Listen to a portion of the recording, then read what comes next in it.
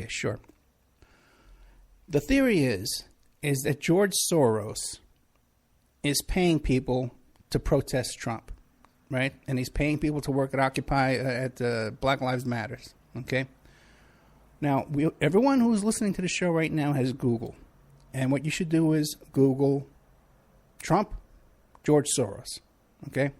And see what comes up. Trump and Soros have known each other for years. They are friends, okay? They are allies. They are partners. Trump and Soros were co-defendants in a lawsuit. They were both being sued at the same time, but in the same, because they were in business together. Soros bailed Trump out of a building deal. 4 years ago, at the last election, Trump attended a Tea Party rally, and he spoke at a Tea Party rally, and he told them, do not give any a hard time to George Soros. He's a good guy. He's a good guy. So all you people out there who think that Trump and Soros is paying for protesters, he's not. These are legitimate protests, which are going to continue, which I'm going to encourage from this microphone. Okay, by the way. Okay? We had a little setback this week. Bernie lost New York last week. Okay? And all signs point that possibly Hillary can take enough delegates to get the Democratic nomination. What you should know is that if Bernie loses, your taxes are going up. Your taxes and my taxes are going up. Mine left because I got my own company. I have my own corporation. You can juggle things. If you're a working person, your taxes are going up. Under Hillary, under Trump, under Cruz, any of those, even Kasich. Okay? If Kasich becomes president, we may not have taxes anymore because there'll be unicorns falling from the sky. Okay. But any of the other three, your taxes are going up. They're all promising you stuff. Hillary is, Trump is, Cruz is. Okay, Cruz is going to get rid of the IRS. Nonsense. Okay, Trump is offering you all kind of stuff. They're not telling you where they're going to get the money from.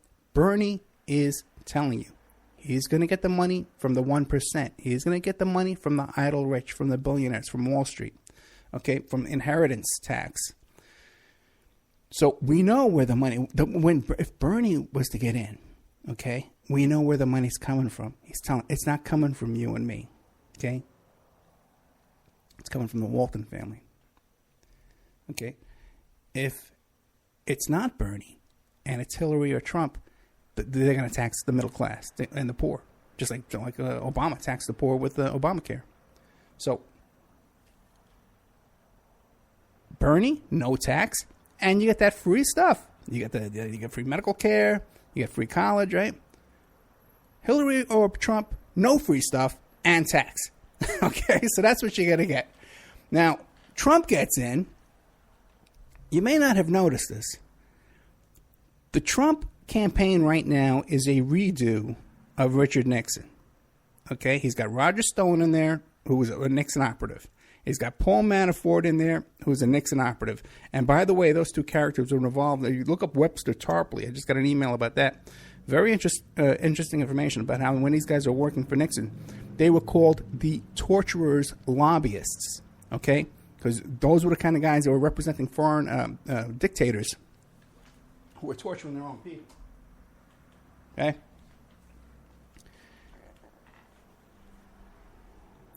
Now, let's not forget also, too, that Roger Stone is a bedfellow of Al Sharpton. Roger Stone ran Al Sharpton's campaign when he ran for president himself. Okay? So these are the characters, if Trump gets in, that we're putting in. Even, now, if you notice this last speech that Trump gives about America First, that's straight from Pat Buchanan, who was also Nixon's speechwriter. That's where Pat Buchanan comes from. Okay? So it's very likely that Pat Buchanan wrote that speech or had a hand in writing that speech. So Trump is the new Nixon. Okay? And also, too, you want to take a look at Pat Buchanan, too, if he has a role in the Trump in the White House. This guy's a Nazi sympathizer. He's all kind of stuff. But interesting, too, really weird thing with Pat Buchanan. When he ran for president, he picked this woman, Lenora Fulani, who was from the New Alliance Party in New York City. Lenora Fulani is someone I know. Okay, or at least I knew her back in the 70s and 80s when she was with the New Alliance Party. So that's a whole bizarre. She was involved with Lyndon LaRouche and all kinds of stuff. So that's a little monkey wrench and all this. I can't figure out what's going on with that. Now, the theory is the people who want Trump, right? Because you don't want to save on your taxes with Bernie. You don't want free medical care. You don't want a college education for your kids. But what you want is, because you like Trump, because you think that Trump is going to create jobs. Yeah, he'll do a great job of creating jobs. Maybe you can get a job over at Trump University. Okay? You become a telemarketer. And you can con people out of $35K a pop working at Trump University. Maybe you can get a job at Trump Modeling Agency. Did you see that lawsuit at Trump Modeling Agency? Where one of these young models, little girl, I think it was Jamaica, something like that, made $1,800 in 3 years. Trump took 80% of her income. Okay, maybe you get a job like that. Maybe Trump will create a job for your 15-year-old daughter, folding towels at Mar-a-Lago in the women's locker room over there, just like he did for Virginia Roberts. Trump is probably more compromised than anyone in history running for president. On top of that, he's crooked and he's simple-minded, okay? And if you don't believe he's simple-minded, just go look up Tasmania. Okay, try and find Tasmania on the map. I don't know if you heard that story because it's not played very much. They play his rallies ear to ear from start to finish. But this character gives a foreign policy speech where he's reading off a teleprompter, and it says on it Tanzania.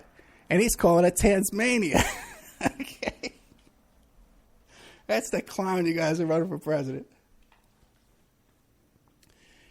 Now, all you people worried about, oh, brother.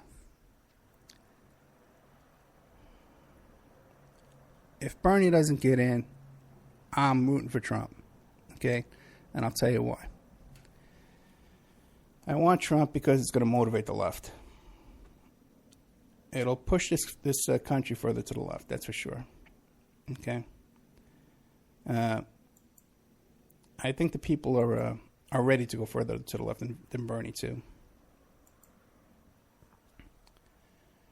And it will motivate street protests like we see today, like we saw last night. These people are not getting paid by George Soros. Okay? These are people that are outraged by this man's bigotry and blatant fascism coming out of his mouth. That's what people are standing up against. And rightfully so. Let's see how this plays out. Trump gets in.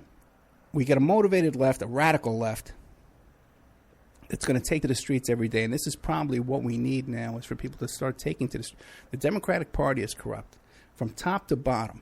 It's not just that it's the party that's corrupt and the lobbyists are corrupt, but these lobbyists have employees that they've placed in volunteer positions at the polls and in the party, in the different committee positions. So it's almost impossible for legitimate people to get in there and make a difference. Okay, as you saw with my broadcast from the women who were about to get arrested here at the Nevada convention, just for following the rules and doing what they were supposed to do. They got voted out and they were going to get kicked out.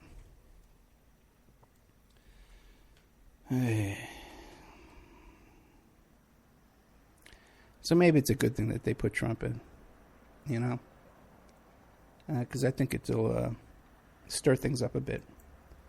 And we got all these. I don't think that the establishment hates Trump one tiny little bit, and that's why they give him cover-to-cover coverage. From 3 times, the other day they played 3 of his rallies from start to finish all day long. He's giving you nothing but free airtime. If you notice, Bernie gets no free airtime, nothing. They don't even put him on when he's winning. So that's what I'm thinking. Okay, Okay. All right.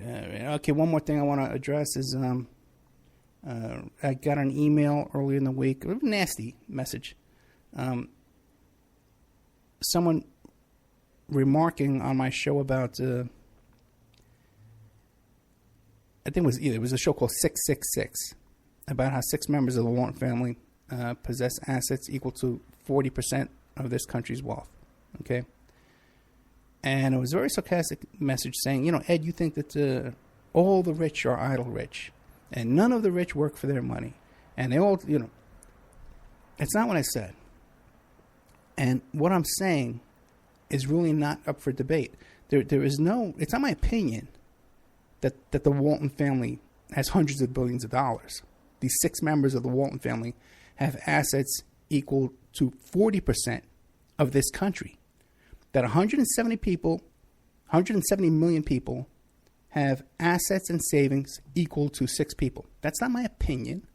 Okay, we can't debate this. We can't argue about this because it's what the fact is. It's what Forbes has reported. The Walton family hasn't issued a statement saying, "Oh no, we don't really have $100 billion." No, we don't have that. They haven't said that. Is the debate what is the source of their money? It's pretty well known that they inherited that money. They got that money by the fact of birth. So they didn't work for that money. Okay? Is it debatable that they don't pay their workers a living wage and that we have to subsidize their workers through food stamps? That they don't pay taxes? This is all public information. It's not debatable. It's not It's not my opinion. These are the facts. And why you would identify with them and not yourself, it blows my mind. I think part of the problem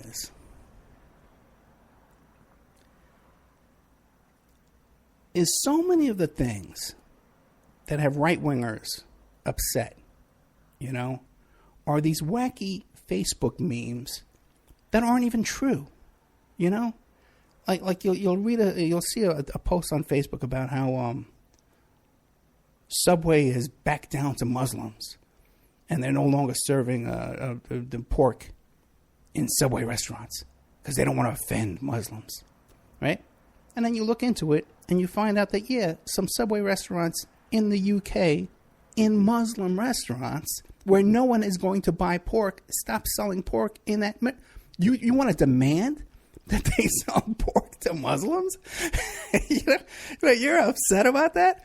There's all kinds of dietary rules. If your store is in a Muslim neighborhood where no one can eat pork, and you have pork in that store, they're not even going to walk in the door. They can't eat off that table because there's been pork on that table.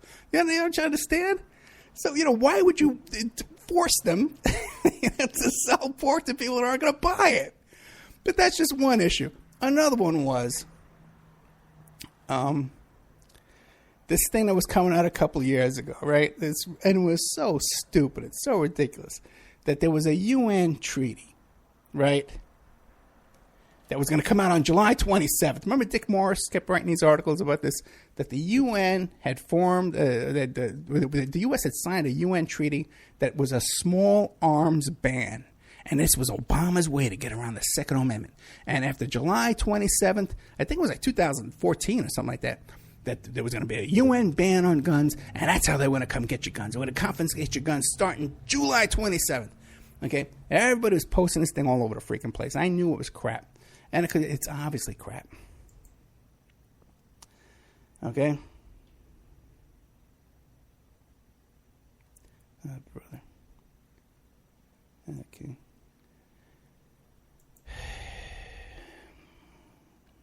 July 27th came and went.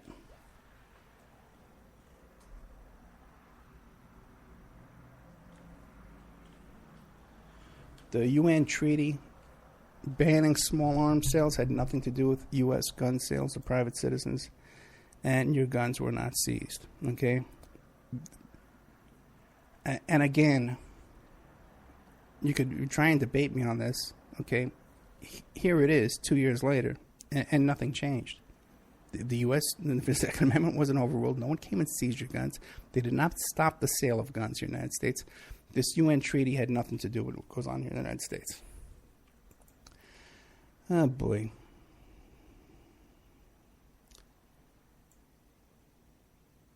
Now,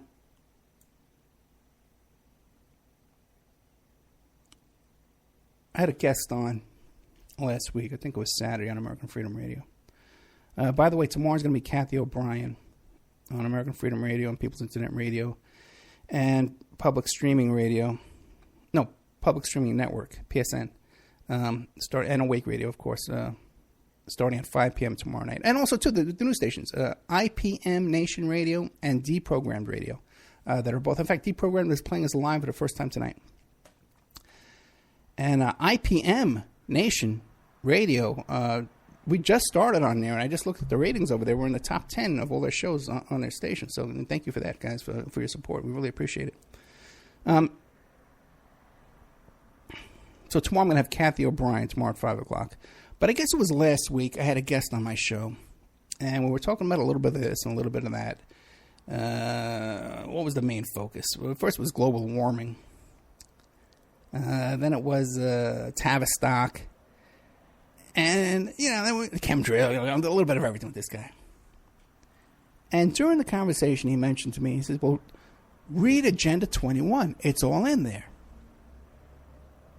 And I said, and I've heard everybody talk about Agenda 21, but I've never read it, And as a matter of fact, I wondered if Agenda 21 was something that really existed or if it was just kind of like a mythical Agenda 21. It was just something that people talk about that doesn't really exist.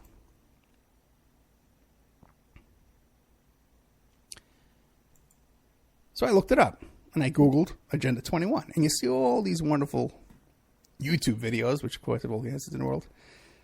Oh, by the way, too, if you don't believe me about Dick Morris claiming that the UN was going to take your guns in July 27, 2 years ago, Dick Morris, by the way, worked for the Clinton administration. There's a YouTube video, so we know it's true. There's a YouTube video. The U.S. will sign gun control treaty on July 27th, Dick Morris. Google that on YouTube, search that on YouTube, and you'll find his video telling you how any day now they're going to come take away your guns. Of course they are. Okay.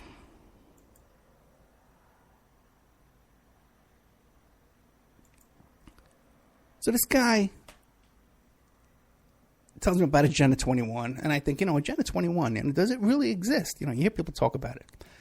So I Googled it, and it is an actual UN resolution. It's a non-binding resolution, by the way. We signed it, but non-binding means you don't have to, you can ignore it. You don't have to comply with it in any possible way. As a matter of fact, when you do read this thing, you'll find that there's no consequences for not following any of the guidelines or suggestions or anything like that. And even when in Agenda 21 itself, by the way, I read the whole thing, okay? Because that's just what a silly goose I am. I sat this week, going to the dentist and all this crap, I sat down, I read all 300 pages. It's not that big a deal. It's 300 pages, but there's like 4 paragraphs or 5 paragraphs on each page. It's like double spaced. It's really, really light reading. You can get through this. A lot of it's repetitive. They repeat themselves over and over. It's kind of like a legal document.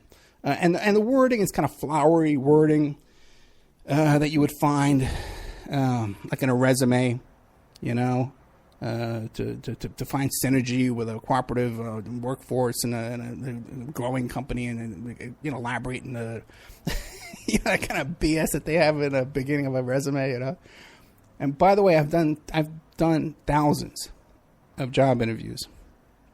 You're not impressing anybody with that kind of crap in your resume, okay?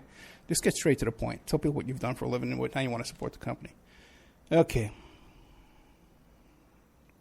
So I said I'm going to sit down and read Agenda 21.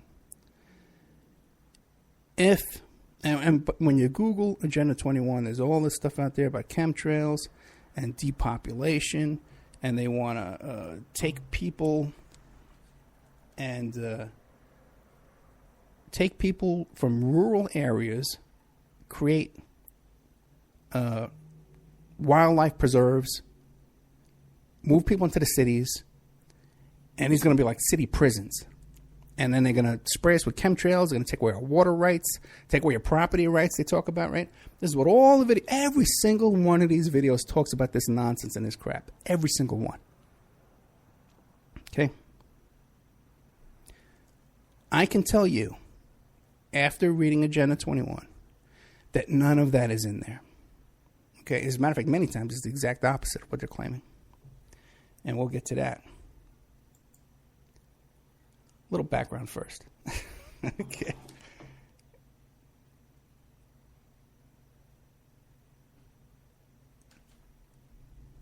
I gotta love some of this stuff. Okay. A little background on Agenda 21. When I was a kid, I guess it was 1977, and I went down to Yippie headquarters, one of my first times down there. And they said to me, read Global 2000. I says, Global 2000, what's that? He says, well, it's a Jimmy Carter sponsored UN document, you know. It's a plan, and it's to depopulate by the year 2000. And well, FEMA was involved in it and all kind of stuff like that, FEMA. Because Jimmy Carter founded FEMA, you know. And it always stuck in the back of my mind that in the year 2000, some stuff's going to hit the fan because of Global 2000, right? Well, the year 2000 came and went. Nothing happened, guys. Okay. All right. There wasn't the FEMA camps. There wasn't the concentration camps. There wasn't all this stuff. None of that stuff happened, man. None of that stuff happened. So now what's the latest boogeyman is Agenda 21.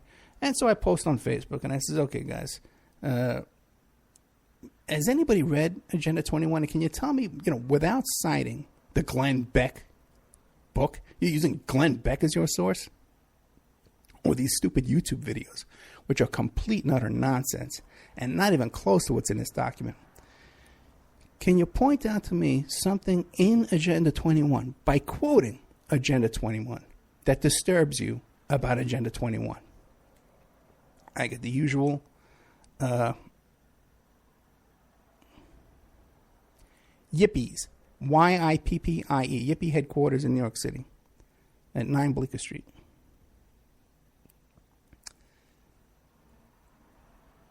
No one, even people in that thread, the thread went on for quite a bit. No, even for days it went on. Till today. Now, no one person in there really went in. Sean Duff went in, he read a little bit.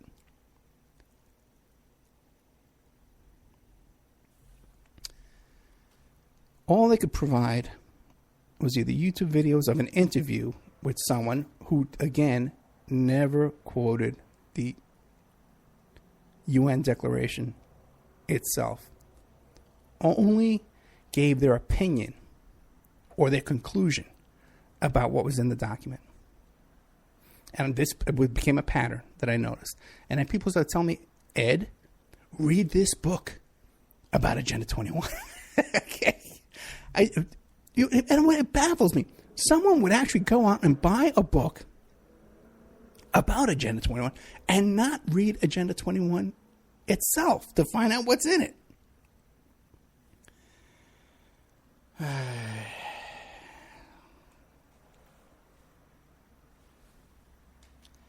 It's not Agenda 30. It's Agenda 2030. Okay, and I haven't read that one yet, so who knows? There could be something. That could be the one. Agenda 2030 could be the one that ends the world. Okay, let's take a commercial break here. Okay. And what do you call? When we get back, I'm going to give you quotes that disprove all of the allegations about Agenda 21. Now, I just want to clarify one thing, because it seems that I cannot make myself clear to people any longer. I no longer make sense. I'm no longer easily understood as a speaker here. Okay. I am not in favor of a one world government. I am not in favor of the New World Order. Okay.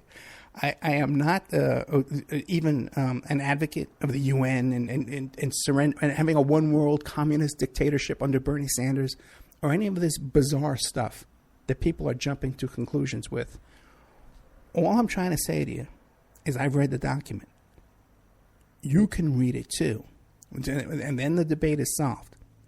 I've read it, and here's my conclusion. You can read it, and give me your conclusion. Or you can not read it and go watch a YouTube video with a bunch of crap in it and nonsense in it. So that's what we're going to get to when I get back. Youth International Party, that's right. Okay, my friends, we'll be right back after these messages with more wonderful ramblings by... This is your host, Private Investigator Ed Opperman. And if you're enjoying this show right now, there's more. You can get more. You can go to the Ed Opperman YouTube channel, and you could subscribe there. And we have archives of all of our past shows for over the past 3 years, about 200, 300 shows. You can also go to the Opperman Report Spreaker channel, and you could follow us there. Again, a ton of shows, about 300 shows on there. And whenever we do an impromptu show, an emergency type broadcast that we do during the week occasionally, you'll get an email notifying you of breaking news and spontaneous broadcasts that we may do during the week. You can also go to OppermanReport.com and become a member.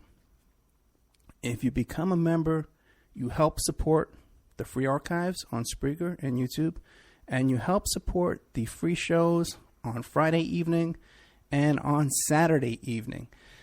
Each of these shows, Friday evening and Saturday evening, are carried for free on 7 internet stations, okay?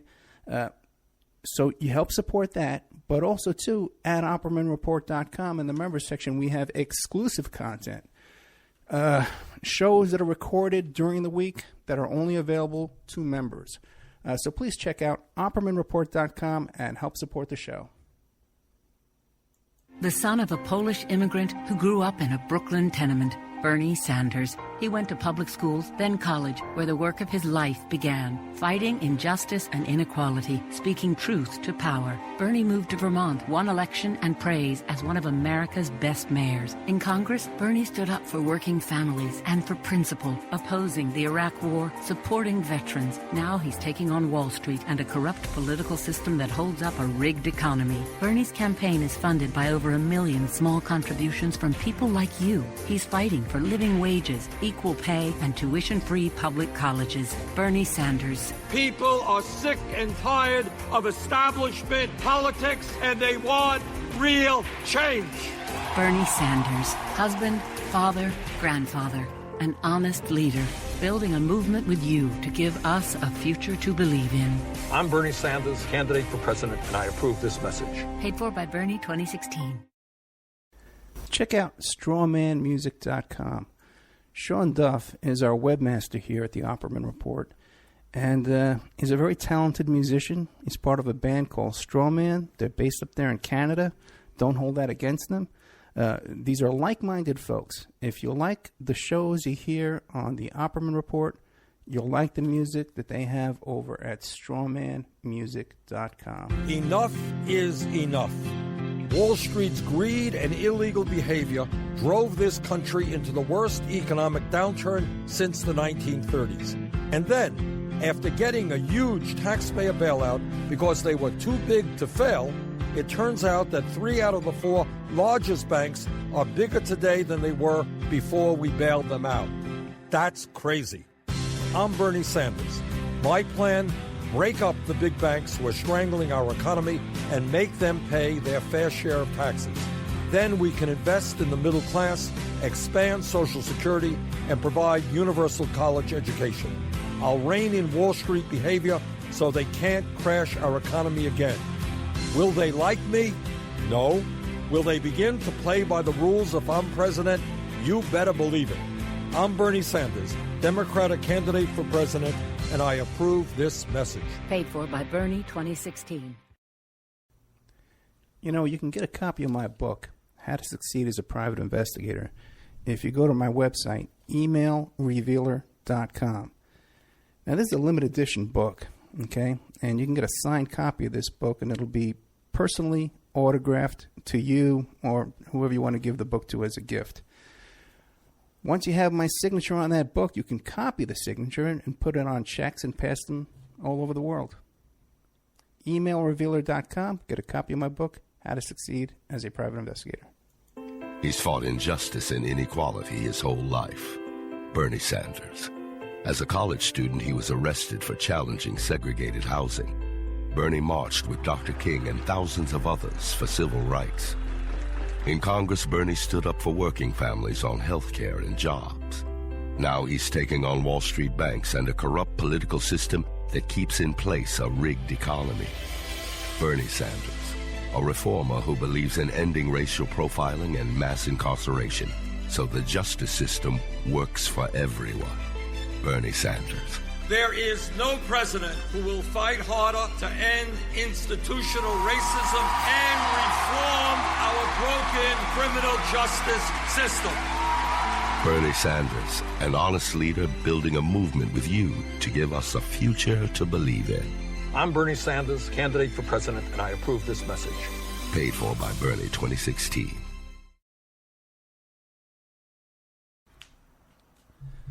Oh, boy.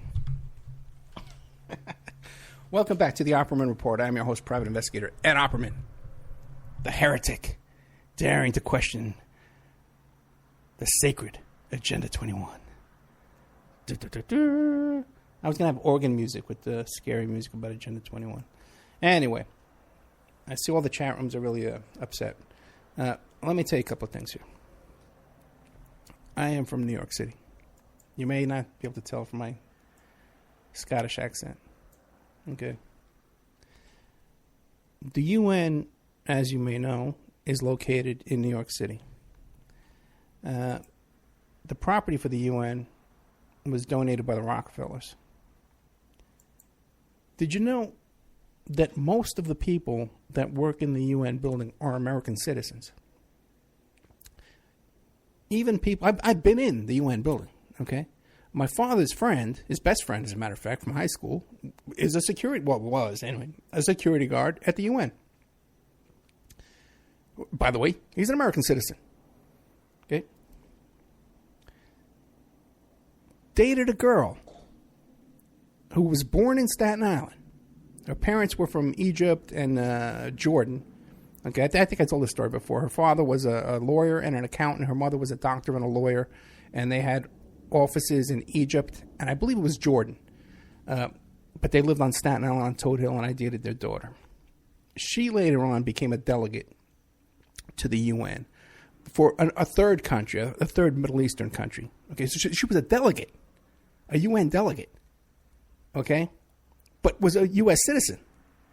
I'm sure she had to register as a foreign agent. But so the point I'm trying to make is that this building, this scary building, this scary UN thing, right, that's taken over the world, right, is mostly operated and run by U.S. citizens in the United States, in New York City. Now, you heard me and Jim Watson. Everybody, they hear Mayor Rothstein like to make the sign of the cross. Oh, everything he says is gospel. Mayor Rothstein said to you on this show that all those UN delegates are all compromised. They're all blackmailed. They're all infiltrated. They're all wiretapped. This is obvious. Okay? Look, if you can find the old videos, look up the ambassador from Grenada after Grenada was invaded. Look up the press conference with him. Okay? And you tell me you think the UN is some kind of a scary place. You see these YouTube videos and Facebook memes, right? Oh, look at this. 50,000 UN tanks on a train going through the United States. Look at them, all the UN tanks. Oh, my goodness. What are we going to do? The UN's going to invade the United States and take us over and enslave us and make us wear funny hats and work on farms under Agenda 21, right? How many soldiers, how many troops do you think the UN peacekeeping forces have? How many, what did you guess? You think 100,000, 500,000? You know, the U.S. Army is 2,200,000, right? U.S. Armed Forces.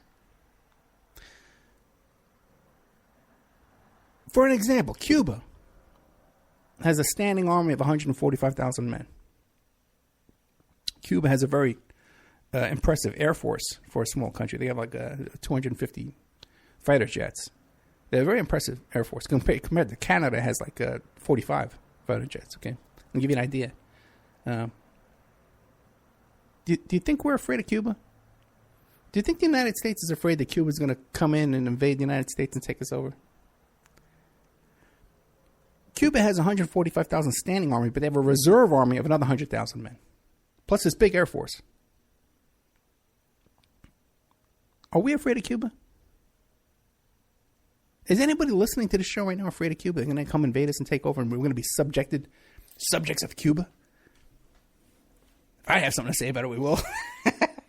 Well, you know, we're not, unfortunately. Okay? Even Cuba, with the 250,000 guys they can round up, okay, the United States is not afraid of Cuba. How many soldiers do you think the UN has? 89,000. They got 89,000 guys with guns, okay? Plus, they got like 10,000 military police. And by the way, they're scattered all over the world doing all kind of nonsense. Effective peacekeeping. New York City, NYPD, has 35,000 cops, uniformed cops, armed. Any given day, without missing a beat, without inconveniencing NYPD, they could have a planned raid and go to the home of every UN employee, every UN delegate, and arrest their friends, their families, and their employees, everyone involved. Snatch them all up in one day without blinking an eye.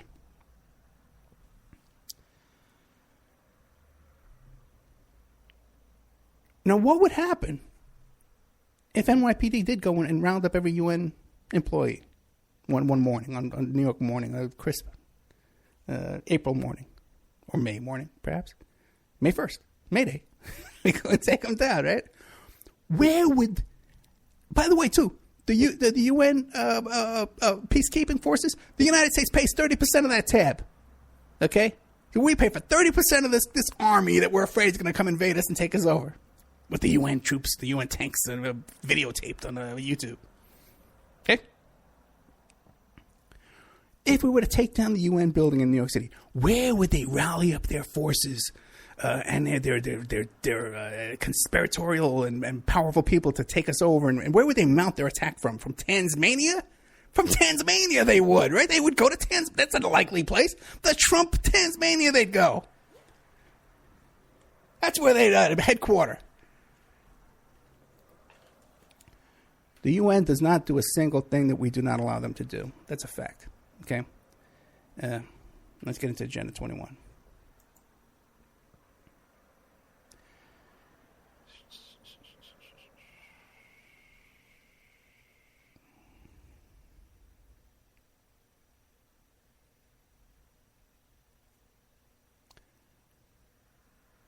Okay. Agenda 21. Scary document. Oh, how much time we have left? Hope the time's over. I want to go to bed. Get this over real quick. Okay. First thing you need to understand about Agenda 21. These are all suggestions. These are all ideas. These are all promotions, things they want to promote. Okay, let's some of the scary stuff. Combating poverty. Creating employment opportunities. Protecting and promoting human health conditions.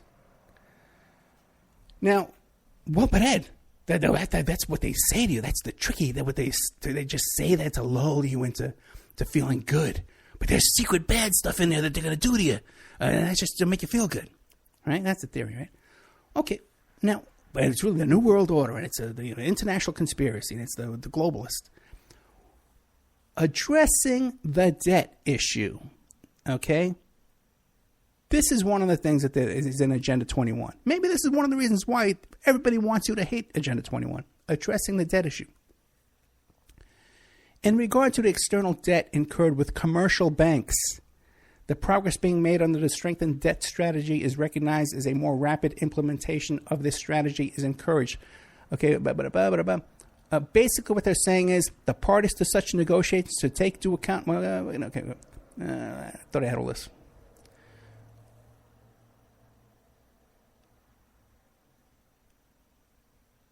Multilateral institutions actively engage in the strengthened international debt strategy to continue to support debt reduction packages related to commercial bank debt with a view to ensuring the magnitude of such financing is a consonant with the evolving debt strategy. Creditor banks to participate in debt and debt service reduction.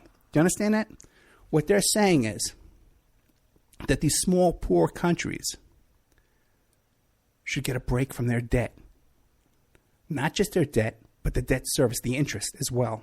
They want their debt reduced and the interest payments reduced and the servicing of that debt reduced. Now, who benefits from that?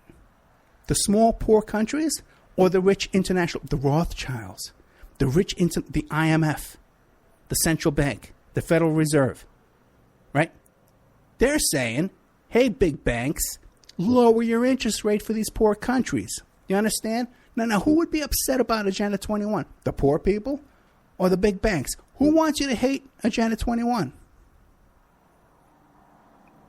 Okay. Protection of the atmosphere, combating deforestation, managing fragile ecosystems, protection of the oceans, environmentally sound management of toxic chemicals, including prevention of illegal international traffic and toxic, dangerous products, environmentally sound management of hazardous wastes, environmentally sound management of solid waste and sewage-related issues. This isn't good stuff. You're against this, honestly. Putting aside that it's all a trick to fool us and somehow take our property and somehow take our water and send us on these little prison cities, because we're going to get to that in a minute, because none of that's in here either.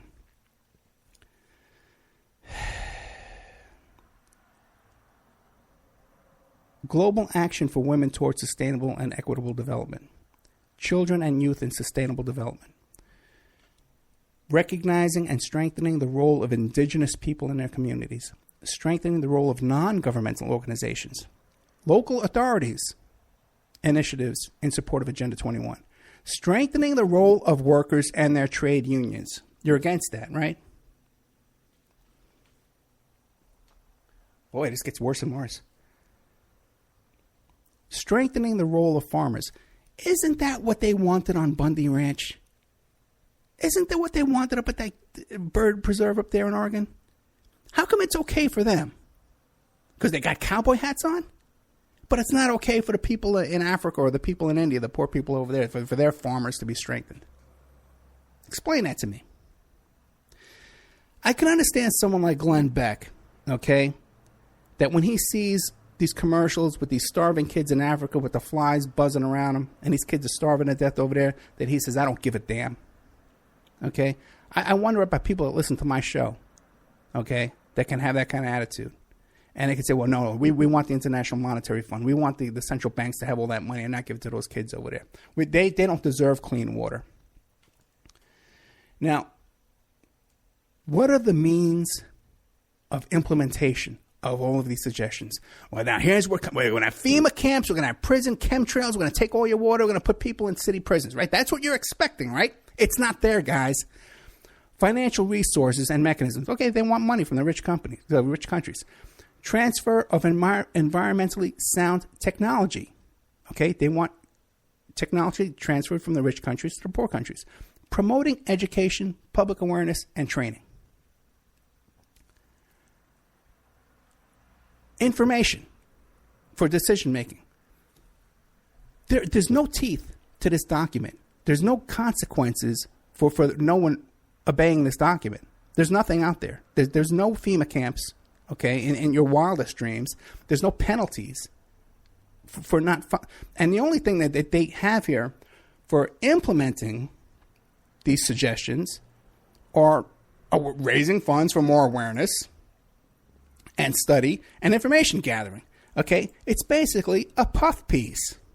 Nothing to be afraid of, certainly,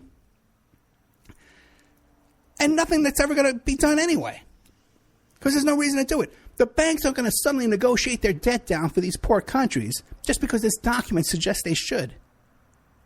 You understand what reality is? Now, Ed, why would anyone want a one-world government having control over local policies? Agenda 21 is in favor of a one-world government with centralized control by the evil UN to impose its will on little people like you and me, Ed, and the Bundy Ranch folks. Right?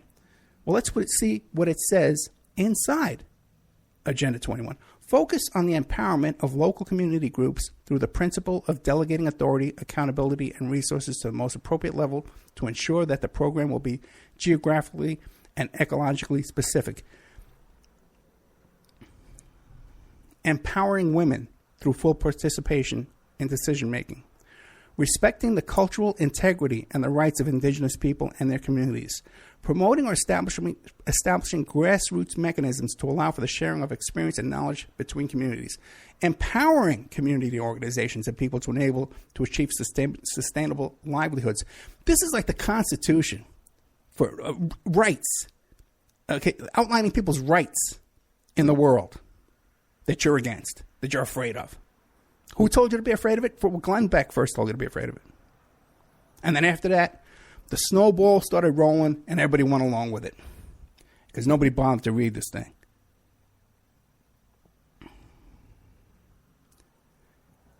So it's not a one world government dictating to local areas. It's the other way around. They're trying to empower these local areas.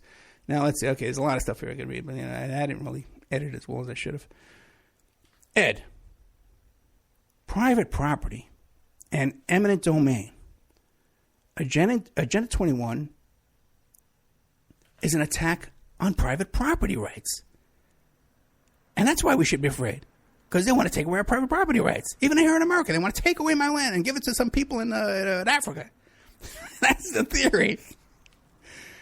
Oh, my God.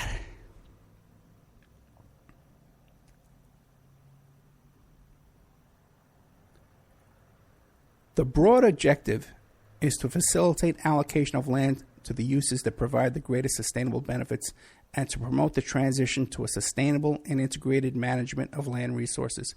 In doing so, environmental, social, and economic issues should be taken into consideration.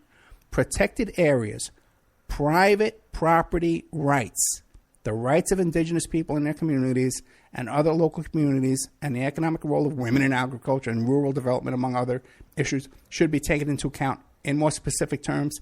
Anyway, and we'll get into it. But the fact is, it specifically talks about safeguarding private property rights. So everything you've been told about this takes away private property rights is specifically wrong. It's a plot to make people move to cities and keep us sick with chemtrails and fluoride in prison cities, force people to move from rural areas to cities. Okay. There is a need to develop strategies to mitigate both the adverse impact environment of human activities and the adverse impact of environmental change in human populations. The world's population is expected to exceed 8 billion by the year 2020. 60% of the world's population already live in coastal areas, while 65% of the cities with populations over 2.5 million are located along the world coast. Several of them are already at or below the present sea level. Now, that's one thing that's interesting in here, because they are concerned about so many people living in coastal areas below sea level. It looks like they're expecting flooding. Okay? But the thing is, it specifically is against people leaving rural areas to cities. All countries, especially developing ones, should, as appropriate, formulate and implement programs to reduce the impact of the phenomenon of rural to urban drift by improving rural conditions. It talks over and over about improving rural conditions, better health care, giving them loans, banking in rural areas, all kinds of stuff. So this idea, providing livable incomes in rural areas. There's nothing whatsoever in here about moving people from rural areas to cities. It's the other way around. They want to stop the migration from rural areas to overpopulated cities.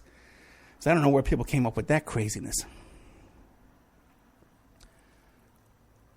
They want to take away and control our water.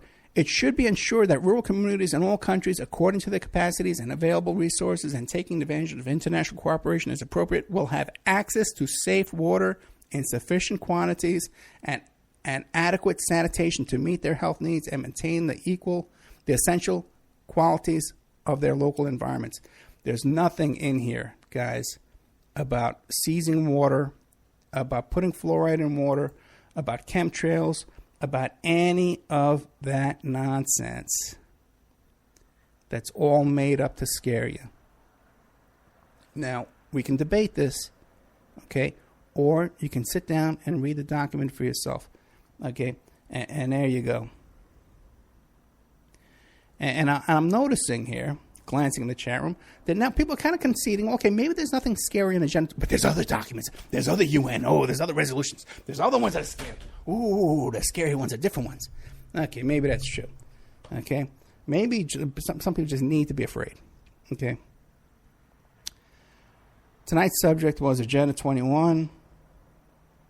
There's nothing in it there that goes along with all these hucksters and hoaxers telling you to read Agenda 21 and you're going to find out about chemtrails and depopulation and all that kind of nonsense. It's not in there, guys. Sorry. Okay. Yeah. Wasn't too happy with their presentation. What are you going to do, right?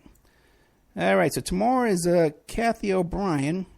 And coming up, we got a lot of interesting stuff coming up. I got this guy who wrote this book about how to steal an election. He was a Republican guy who was convicted of rigging an election. Let's see here. Oh, I got Ward Churchill coming on. Going to interview Ward Churchill about COINTELPRO and about the Red Army faction. He's an expert on both. What else here? Oh, this is funny. Going back to my notes here. A lot of crazy stuff. Looking for my guest coming. Oh, you know what I have coming on? It's really cool. You know that woman who was 100? Her name is McLaurin, and she's 115 years old, and she went to the White House and she met Obama.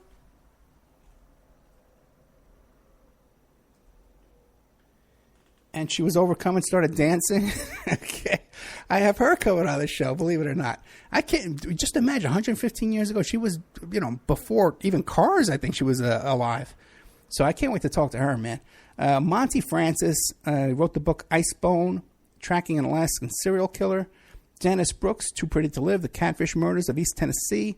Ward Churchill we got. Brooks, I don't know who that is. A couple other people, too. Want to thank all the new stations. IPM Nation, Deprogrammed Radio, People's Internet Radio, American Freedom Radio. Been so kind to us here, helping us out with everything we're doing. Don't forget the GoFundMe/Opperman Report. We're trying, all that's left on there is video equipment, if filming equipment. I need a camera, and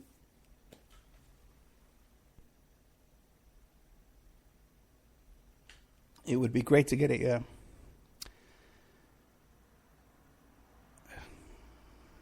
what do you call it?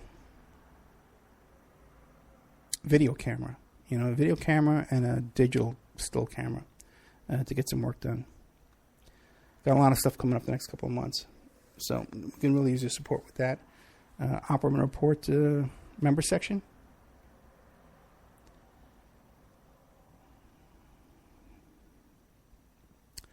And support the shows. The membership is dwindling. We need to get that back up, okay, guys? Because it's I did the show last week about, and I think a lot of people missed the point I was trying to say. It wasn't just that a payday didn't come through. This was my retirement. I was counting on this money. This is something I worked on many, many years. That I was counting on this money, and now it's gone. So we're readjusting, we're refocusing here. We're going to build up the shows here. Things could have been a lot easier for us if we had that money, because immediately I would have went on many, many, many stations, and we could have had a real platform. But what are you going to do? So we keep struggling, right? Keep moving forward. All right, guys. Good night. I'll see you tomorrow, 5 p.m. Pacific Standard Time, with Kathy O'Brien and her husband, I guess. I'm not sure if they're both coming on or what, but we're looking forward to it. All right, guys, good night. Thank you so much.